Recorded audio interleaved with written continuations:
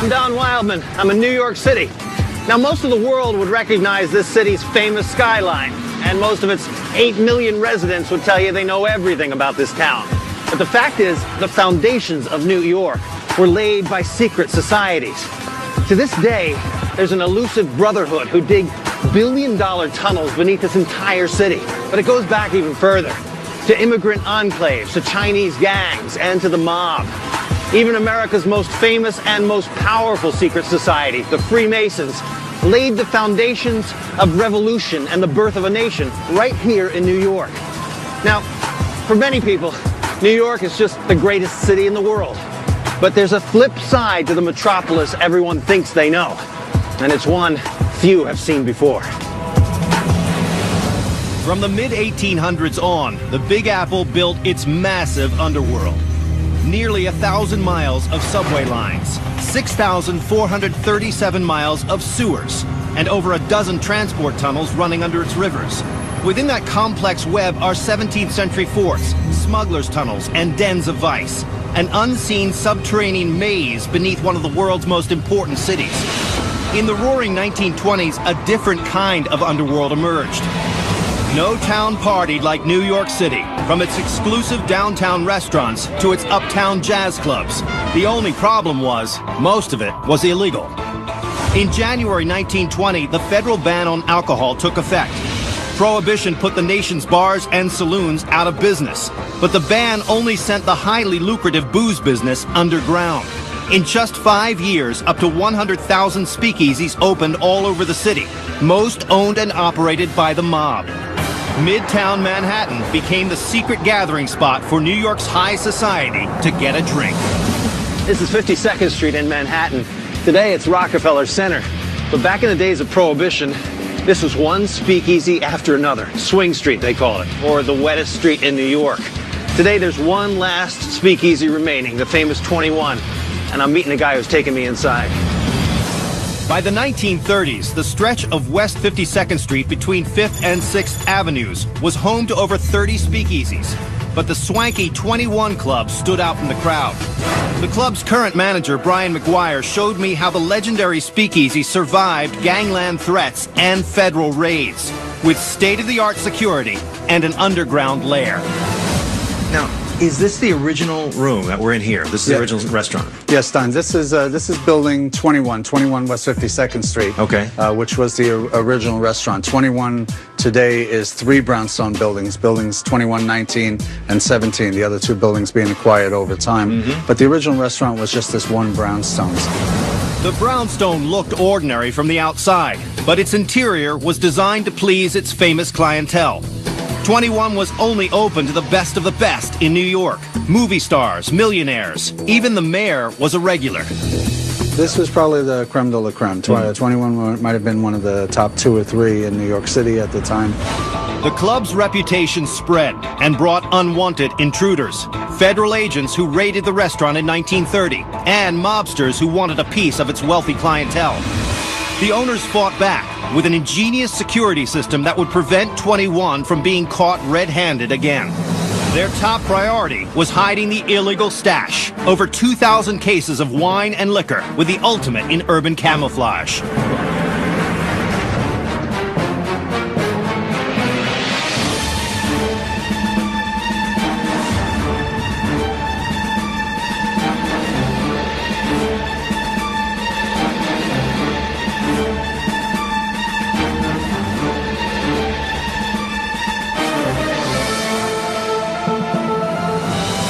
This is the wine cellar here? Well, the wine cellar is here, if you can find it. It's an alcove.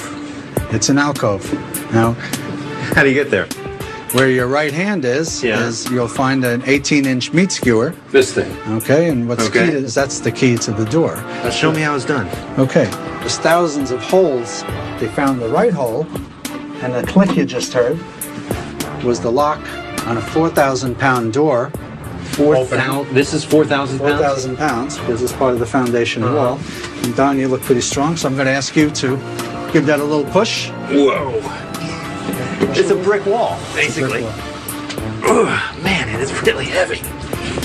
Wow. I am seriously pushing here. Oh, man.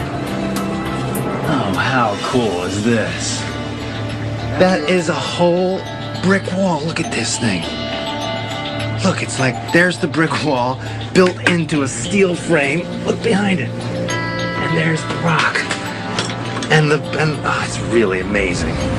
The hidden door was an ingenious last line of defense, but security at 21 Club started from the top down.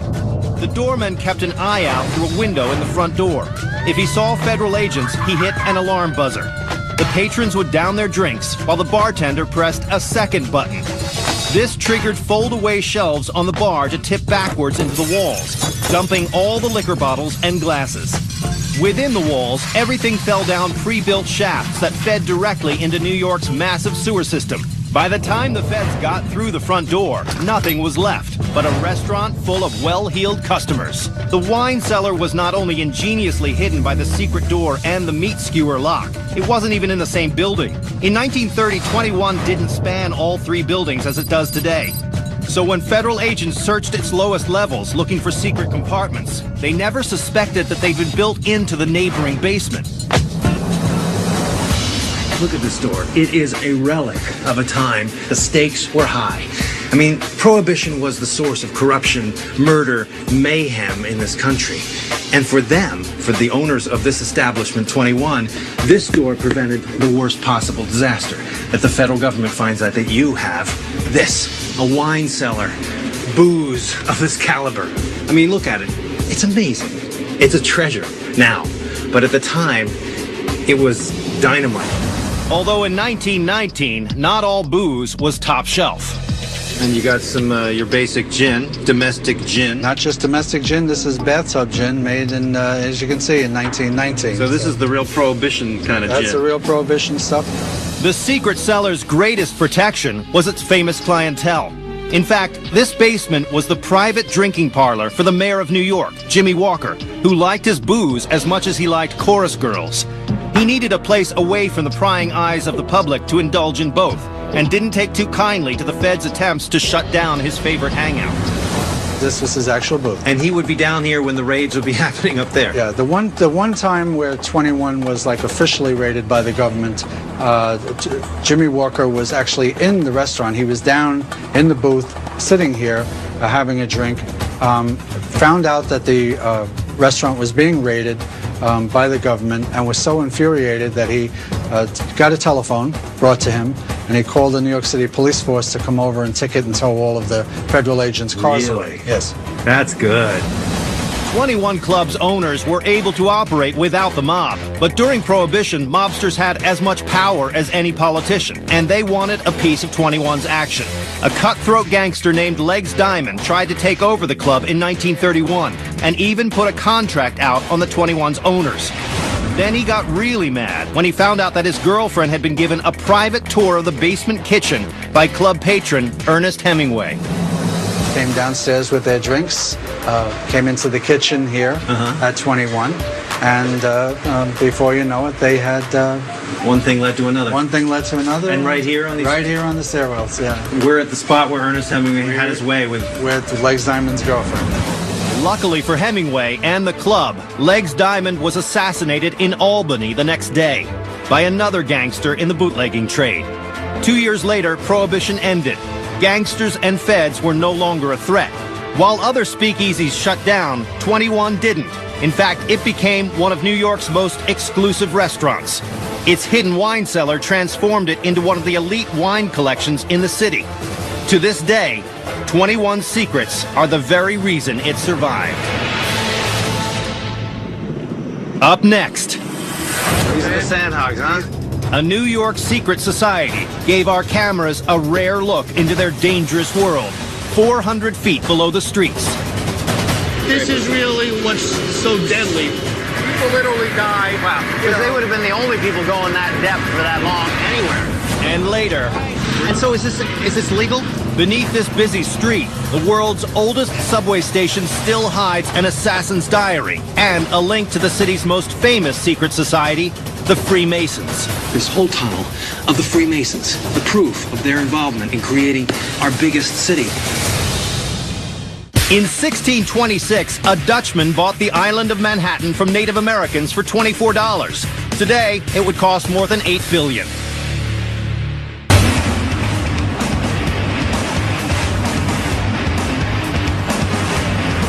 New York City's crowded underworld is filled with rumors and legends. Abandoned subway stations, ghost trains, even railroad tracks that lead to nowhere. But while these stories became the stuff of urban legends, few New Yorkers realize that there's actually a highly skilled society hollowing out New York's underground. Hundreds of them have died working on one of the most deadly jobs in the world, turning New York's bedrock into a labyrinth beneath the city. Walking around New York, you tend to get caught up in the bustle of people and the towering skyscrapers above. But before anything gets built up here, an entire world has to be engineered down below. And for over 130 years, an elusive group of specially trained guys have been working round the clock to do just that. They're called the Sandhogs, and they work up to 500 feet below the surface to keep New York running up above. Sandhogs get their name from their origins as diggers in New York's sandy soil. But such little documentation exists on them that all we do know has been passed down only from generation to generation. So I met up with a third-generation Sandhog, Rich Fitzsimmons, Hey, Don, what's up? Yeah, finally got to meet. who got me exclusive exposure to this select group to find out what daily life is like tunneling over 100 feet beneath New York. So, yeah, we're going to show you around the hog house, introduce you to some of the These are men. the Sandhogs, huh? These are them. These Sandhogs, or Local Union 147, are contracted by the city to do some of the largest and toughest projects in New York's vast underworld. Ever since their first gig in 1872, if there was an underground project in New York, chances are the Sandhogs were responsible for it. The subway, the sewers, the Lincoln Tunnel, the foundations for the Brooklyn Bridge. The list of their work is massive. All right, here we go. Sandhog house early in the morning. The first shift getting down, 6:45 in the morning. We're going down together on the man trip train. Here we go. Outside, an elevator takes us down 85 feet to the Man Trip train, a subterranean work train that works throughout the day, 8 stories deep into the heart of New York's bedrock.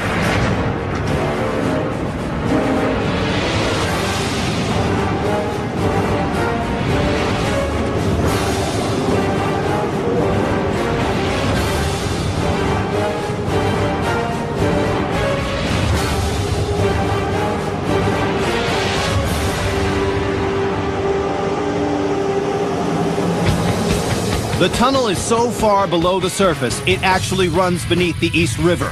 And it serves a twofold purpose, bringing workers from the Hog House in Queens to their underground worksite 1.6 miles away in Manhattan.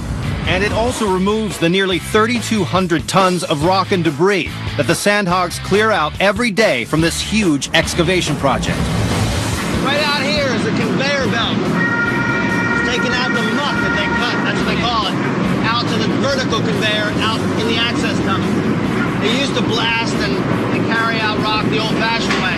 Now it's getting revolutionized. The muck the Sandhogs clear out is making room for a project that's been in the works for over 40 years, the East Side Access. When completed, this new 3.5-mile tunnel will connect the Long Island Railroad to Grand Central Terminal, a long-awaited and much-needed connection to ease overcrowding on the New York subway. But how do the Sandhogs remove miles of solid Manhattan bedrock? The answer, the tunnel boring machine. I got to get a hold of the basics here. We are in a tunnel that has been literally bored out by a single machine. Correct. Kind of a miracle, isn't it, that this thing could do this, such a precise job as that? Yep, no doubt. The actual machine is kind of modeled on the same principle of an earthworm. The previous method for creating a tunnel was much more treacherous. The Sandhogs used conventional drills to create holes in the bedrock, loaded them with dynamite, and blasted forward. But besides being dangerous, the blasts were unpredictable and uneven. Progress could be as little as a few feet a day. Today, the tunnel boring machine drills directly into solid Manhattan bedrock, chews it up, and spits out chunks of rock behind it for easy and safe disposal. Progress has skyrocketed, averaging nearly 50 feet per day. Look at this wall. I mean, it looks like it's been finished off with concrete. This is actually, that's the rock. This is what's been bored through. Manhattan bedrock is notoriously unpredictable. The depth of the bedrock from the surface changes throughout Manhattan. To make sure they have consistent and stable tunnels, East Side Access is dug 140 feet deep. But boring through bedrock is only step one. Sandhogs have to remove tons of debris, secure the tunnel against collapse, and run utility and waste lines, literally creating the tunnel as the machine digs. And these are sandhogs too. These are all sandhogs, yeah. If they got a shovel in their hand, they're sandhogs. And if they got a shovel in their hand and they're not, they're in trouble. While the machine has made life somewhat easier and safer for the sandhogs, there's an invisible and deadly threat they all have to be aware of. This is really what's so deadly, really. You see all the, you can see the shiny particles in there. Yeah. That's our biggest enemy down here. When the dust is evident and when the air quality isn't as good as it is right now, we would have masks on. So the mica, the silica, it gets ground up into a very fine dust. Correct. And you get that in your lungs? Yes. But this is the life of a sandhog. Every day, cranes and winches lower enormous drills, bulldozers, and buckets filled with 3,000 pounds of rock over their heads. Rocks fall, tunnels flood, and because sandhogs dig so deep, they face another threat, the bends. During their first project laying the foundations of the Brooklyn Bridge, 27 sandhogs died digging under the East River. People literally died, and it was undocumented because back in 1883, even New York City hospitals and the records department in the city itself wasn't that great. Wow, because they would have been the only people going that depth for that long anywhere. And accidents are common. In 1982, 2 train cars broke loose and traveled unmanned down a steep slope. The sandhogs couldn't hear them coming because of the loud drilling. One man was pinned against a wall by the car, and another had to have his foot sawed off with a pocket knife to escape. We're basically sight unseen, not like a bridge builder, not like a guy doing sidewalks or doing a Trump Towers. Some people do say we're a guarded, a secret society, a secret subculture.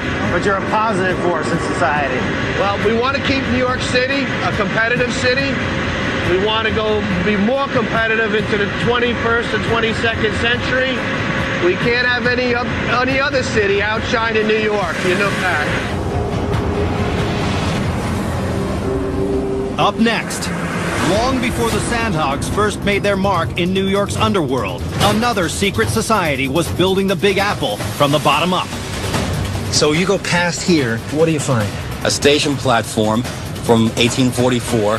And later, a secret lair from a time when the gangs of New York ruled the streets. But probably the main thing that they fought was the hatchets. Guns were expensive, but hatchets weren't. This is bloody. And so they dragged the bodies right through there. They dragged the bodies right through here. Did a secret society inspire our founding fathers? Log on to history.com/cities for our web series, The Naked Underground.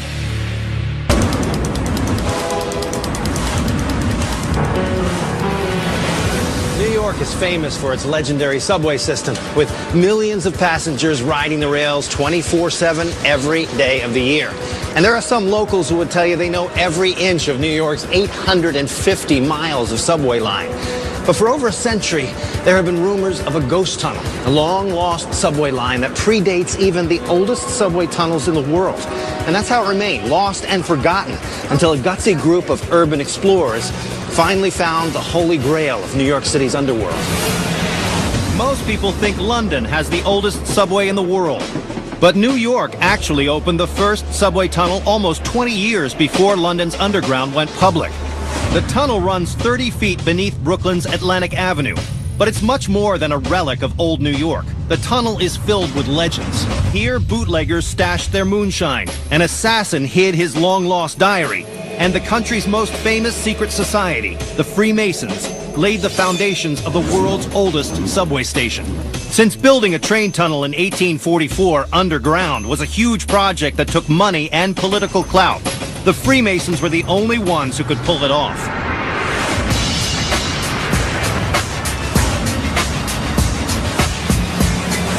In 1980, an urban explorer named Bob Diamond unearthed the tunnel and its secrets. Right here? He was going to show me his amazing discovery, but first we had to stop Brooklyn traffic.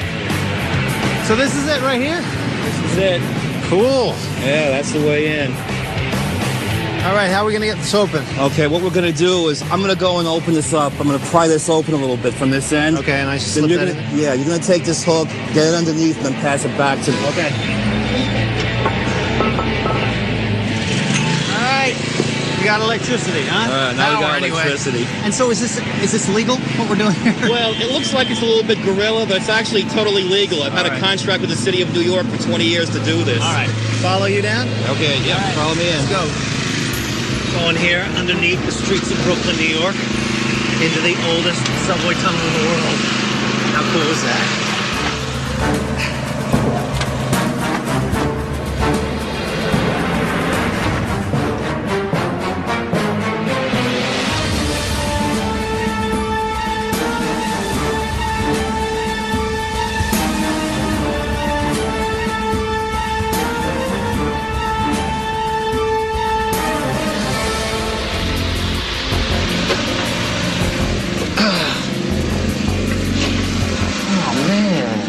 So, wait, so this whole thing looks like it was filled in with dirt. It was. The dirt came across all the way across like this. So I had about this much space to crawl on my belly between that manhole cover and the concrete wall. So you're in the pitch dark. In the pitch dark with an air tank on my back. Oh, because really? we didn't know if there was any air in here. Yeah. And it was just like Raiders of the Lost Ark. Bob pieced together the tunnel's probable location through a newspaper article from 1911 and a map from 1868. He found himself crawling in a dirt-filled tunnel beneath Brooklyn's streets. So he and some friends cleared out 100 cubic yards of dirt by hand. Bob believed the only thing standing between him and the tunnel was a concrete wall. So he set up to blast away the last obstacle. Wow, so you had to blast out this hole here. Yeah, the casting was there, but it was plugged in with bricks and cobblestones that were cemented in. All right. Oh, man. That's pretty big, huh? This is cool. You know It's huge. Oh yeah, it just keeps going. Whoa. Now you can see how big it actually is. Sure. The New York subway system officially started in 1904, but this tunnel was its dry run 60 years earlier. At half a mile long, it was the end of the line for the Long Island Railroad at the East River. But because of the train cars' poor brakes and the dangerous traffic up above, the tunnel had nowhere to go but underground. This is brand new technology Right. in this time. Right. They had no subway yet. Right. Even in London, they had no No. subway. This No. is way before everything. Way before, this was innovation. What they basically did is they took elements of the 19th century industrial revolution and combined it with Roman civil engineering techniques, because the Romans built things similar to this for highway underpasses 2,000 years ago. All right. 2,000-year-old Roman engineering met the Industrial Revolution in a method called cut and cover. Instead of mining a tunnel under New York, workers were hired to rip out the street with picks and shovels. Once they had dug a ditch 34 by 32 feet and a half-mile long, they brought in strong Manhattan bedrock for the walls, 6.5 feet thick at the bottom, tapering to 4.5 feet thick at the top. Finally, a brick-arched ceiling was put in place, and the street was relaid over it. Today, the construction is so strong, the brick's strength not only supports the streets, cars, and trucks above, it could hold 6 times that and not collapse. How do you build a tunnel like this before they'd ever done this? Well, you need to have the right people involved. First, we had Cornelius Vanderbilt, who was in charge of the construction. Right. Then you had a crew of 900 Irish laborers, which were more effective than steam shovels. And of course, you couldn't do anything in New York State without the Freemasons back then. They ran everything. The secretive Freemasons have long been linked to the founding of our country. George Washington and Ben Franklin were both Masons. From military forts to federal buildings, even the design of our nation's capital, Freemasons controlled the planning and building of our nation's infrastructure. In fact, New York's governor in the early 1800s, DeWitt Clinton, was a Grand Master of the Freemasons, and he was influential in starting projects like the Erie Canal and New York's Board of Education. Top New York City officials and engineers were also Masons, and they played an important role in getting this groundbreaking project to become reality. For example, the person who took over the Federalist Party and the Freemasons after DeWitt Clinton died was Rufus King, who was a signer to the U.S. Constitution. His son, John A. King, was the person who got the idea to build the Long Island Railroad to connect New York with Boston. In 1859, corruption brought the whole project down. A greedy real estate developer had the tunnel declared a public nuisance, which allowed him to collect money from surrounding landowners to pay for its demolition. But instead of destroying it, he simply put up 2 walls, one at each end, pocketing the rest of the money, nearly $130,000, the equivalent of $3 million today. So where we came in, that filled-in part, that's where he plugged up that end. Correct. And behind here is where he plugged up this end. Correct. So I'm pushing on New York City real estate corruption right here. You got it right in the palm of your hands. For 150 years, it was the breeding ground for all sorts of scandalous tales. The tunnel was supposedly the headquarters of a whiskey bootlegger at the turn of the century, and a dumping ground for Murder Incorporated, the infamous New York Mafia in the 1920s. We found some smashed up 5-gallon whiskey jugs and a piece of pottery that said Daniel Cavanaugh, liquor dealer, 20 Atlantic Street. Really? I looked him up in the old city records, and he had a liquor store at the mouth of the tunnel near Columbia Street. So he's brewing his stuff down here. But the biggest mystery has yet to be solved. Behind this second wall is the tunnel's old train platform, a platform Bob believes holds an abandoned locomotive that may contain an assassin's secret. After John Wilkes Booth shot President Lincoln, he was hunted down and killed. Investigators found his diary on his dead body. In May 1865, a conspiracy trial was held, but Booth's diary was conspicuously absent. It was later rediscovered in a War Department file. Only 18 pages were mysteriously missing. So you go past here, Right. 200 feet, what do you find? A station platform from 1844. No way. Yeah, they find a portal area made out of marble and granite, and there's probably a steam locomotive buried back there. You have proof of this? Oh yeah, the same documentation that I used to find the tunnel says they left a locomotive back there. It's suggested that the missing pages of Booth's diary were hidden in a tunnel near an abandoned locomotive. The long-forgotten train car under Atlantic Avenue would have been the perfect location. Bootleggers, prohibition, Murder Incorporated, all kinds of nefarious dealings. This is subterranean New York. Really, this rubble is the building blocks of New York, this whole tunnel of the Freemasons, the proof of their involvement in creating our biggest city. Never mind our whole country. They could get together, create something that had never been tried before, a subway underneath the streets of New York. And this is what goes on to inspire bigger and better and greater projects down the road. Up next, an underworld beneath the streets of Chinatown, seedy vice dens, secret escape tunnels, and a battleground for bloody turf wars. So this is it here? Yeah, this is it. This is the Chinatown Tunnel. It's where all the gangs used to meet people. And later, after 9/11, security in the skies over New York was never the same. But 150 years earlier, threat of attack came from the sea. New York City has 722 miles of subway track, over 6,374 miles of streets, and 6,400 miles of sidewalks.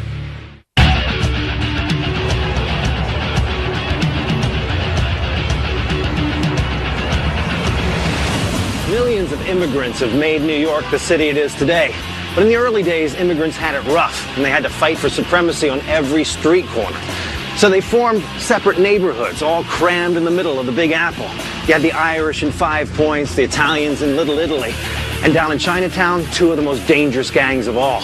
They all fought for turf by waging bloody battles in the streets and in the underground. Located on the Lower East Side of Manhattan, Chinatown covers 2 square miles, but is home to over 100,000 people. Starting in the 1870s, the area was a safe haven for persecuted Chinese immigrants, until gang wars turned it into one of the most dangerous neighborhoods in New York's history.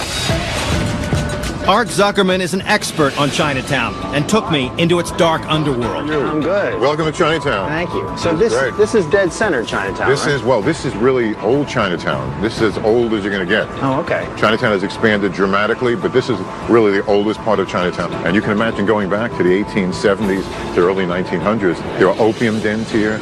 There were gambling casinos. There was prostitution. There was an incredible amount of things. A lot of that was underground here. All of it is underground because they really had to be hidden from the police. In the late 1800s, Chinatown was a haven for businesses of vice and a center of power for Chinese gangs. At the time, the Chinese were emigrating to the U.S. in large numbers. Over 70% of the workforce that built the Transcontinental Railroad were Chinese, but they were treated as little more than slaves with no legal rights and were the targets of brutal racist attacks. There were massacres on the West Coast where Chinese were being killed, and then they had no laws. They had no rights whatsoever. So they started coming to a city that was an immigrant city. Like the Irish in Hell's Kitchen and the Italians in Little Italy, the Chinese banded together in small communities. They formed their own associations and secret societies and developed a self-reliant underground economy. But the social clubs where these outsiders gathered were also fronts for powerful gangs known as Tongs. The Tongs were the American version of a much older secret society in China, known as the Triad Society. The Triads were formed in the 1600s to overthrow the ruling dynasties in China. They were rebels and well-trained militants.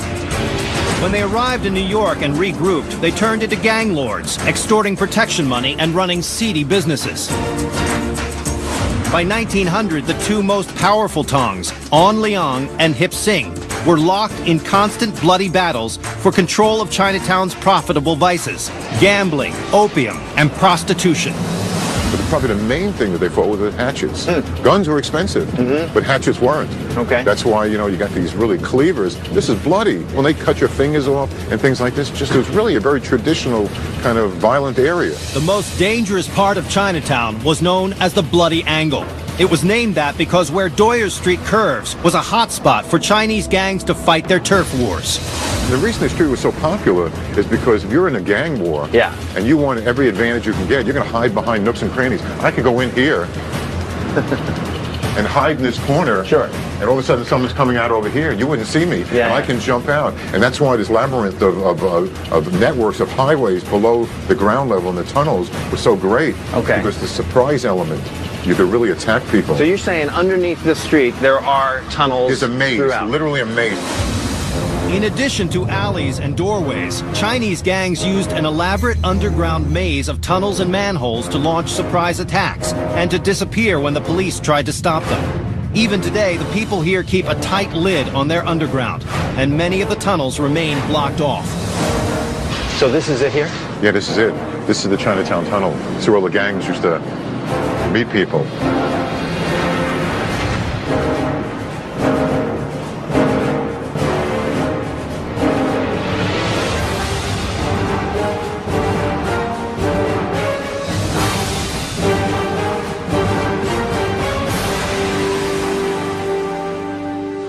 So what would it have looked like at that time? Well, it'd probably be a lot seedier, wooden, dark, maybe kerosene lamps over here. Okay. So really pretty treacherous looking. So this has been all refitted to a modern use now, but all these doors and everything, suggest that there's more tunnels around here. Oh, there is. Behind every door here, there's a whole labyrinth of tunnels that go in here.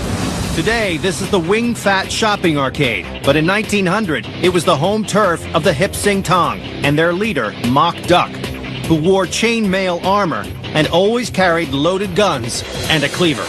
He would shoot these guns indiscriminately, actually close his eyes to do this, and indiscriminately just keep rolling around and doing this thing. And very often he would do that, and on the Bloody Angle, he would come down here after he shot these people, and this is his escape. Mock Duck's escape tunnel was originally a beer storage area for an 18th century brewery. As Chinatown grew up, the tunnel came back into use, connecting Chatham Square with one of the social centers of the day, the Opera House. Performers used it to leave the theater, and so did the Tong. Remember, the opera was for everybody. And sometimes they would mix in public, the Tong groups. And all of a sudden, they must have gotten into some sort of disagreement in August 1905.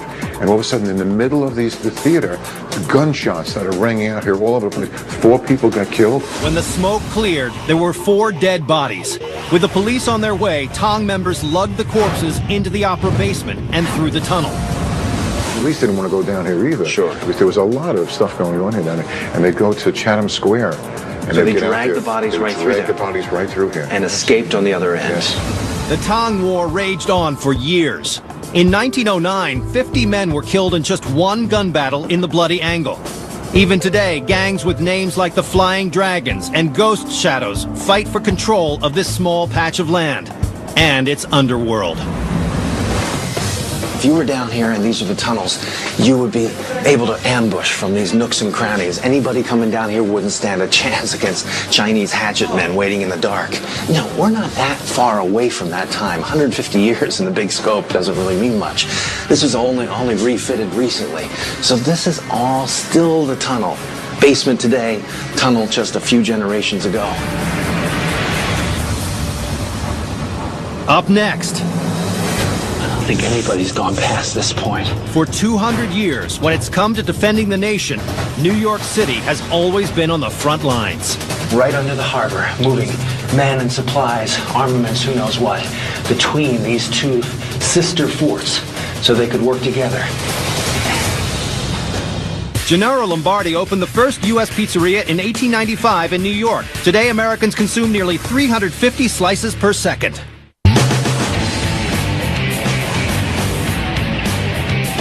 New York has always been pushed to new heights by secret societies and clandestine organizations operating behind the scenes. And there's no group more secretive or more powerful than the U.S. military. One of the Army's greatest contributions to New York was a strategic fort and underground network that once protected the city's vital waterways, but is now almost forgotten. New York is filled with little secrets, but few people know about the not-so-little secret called Fort Totten. Its design and the innovative weaponry used there protected our nation's biggest city for over 150 years. And I'm meeting Sergeant John McCoy, who's going to show me how this was done. You know how many battles have taken place on the doorstep of America's largest city. New York Harbor was the site of major battles in the Revolutionary War, the Spanish-American War, even World War II, when Nazi U-boats sunk over 1,000 ships here, killing thousands of Americans. And then the entire world was shocked on September 11th, 2001, when New York's Twin Towers were struck at the tip of the harbor, taking the lives of 3,000 people.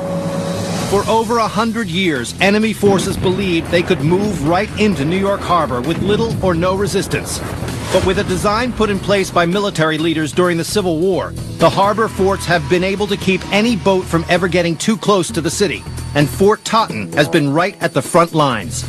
I got special permission to explore Fort Totten's underbelly. Welcome to Fort Totten. Thank you. Park Ranger John McCoy was going to take me through it. Fort Totten is perfectly positioned to guard Manhattan from an ocean assault. It was built on one side of a narrow channel where the East River spills into the Long Island Sound, and less than a mile across the water from another stronghold, Fort Schuyler. Together, they created a two-pronged defense system for one of the city's most vulnerable points. The whole lower east and west side of Manhattan was ports, so it was in a way sort of like a heart of shipping. So, I mean, New York is vulnerable, America is vulnerable. Exactly.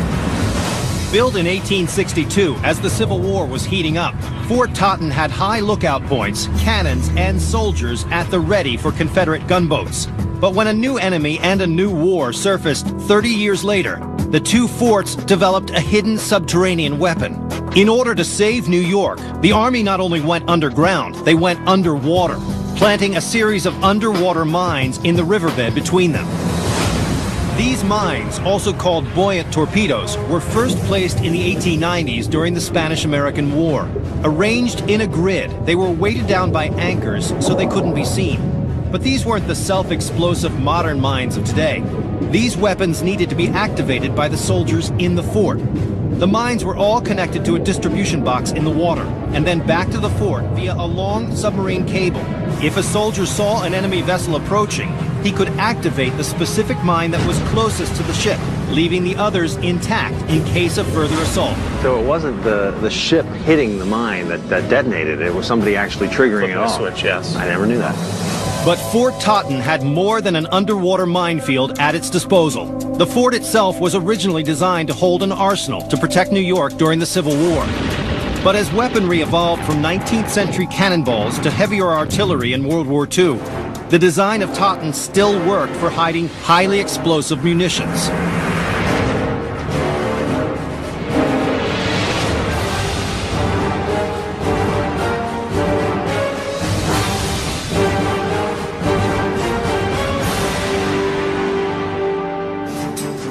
Wow, look at this old door. Old walled off. Wasn't used too much. Prison cell. Yeah, on the chamber next to us, the same arch is here, which leads me to believe that they were connected at one point. Yeah. Fort Totten is spread over 49 acres and consists of 70 rooms, including weapon magazines, holding cells, and bunkers. Because it was dug below sea level, water constantly seeps into the fort, creating a damp and eerie atmosphere. God, look how thick the walls are. Yeah. They had to build It had to be strong. Right, just to prevent any explosion that would have happened. Now, this is the larger chamber. This chamber is 81 feet long, and it's 22 feet wide. That's pretty wild to think we're underneath the ground here. These chambers were made out of solid granite, and they needed to be, to protect the live explosives stored inside. But this Civil War super bunker isn't Fort Totten's only buried secret. For generations, there has been a rumor about a tunnel connecting to Fort Schuyler, under Long Island Sound. Just follow me this way, watch your step. So yeah, it's weird that this tunnel is high enough for us to stand in. So they meant people to come in here. This passageway may be an entrance to the rumored tunnel. If it is, it would be a stroke of tactical genius. Today there are 13 tunnels under the East River alone, and 8 bridges over it. But before 1883, when the Brooklyn Bridge first opened, the only way to get across or communicate with the other side was by boat. This tunnel would have provided a hidden and direct path between Fort Totten and Fort Schuyler. It gets kind of gnarly right here. Very muddy, very gross. Think about this. I mean, we're inside and below a fort that was modern in 1863 and a complete mystery of a tunnel.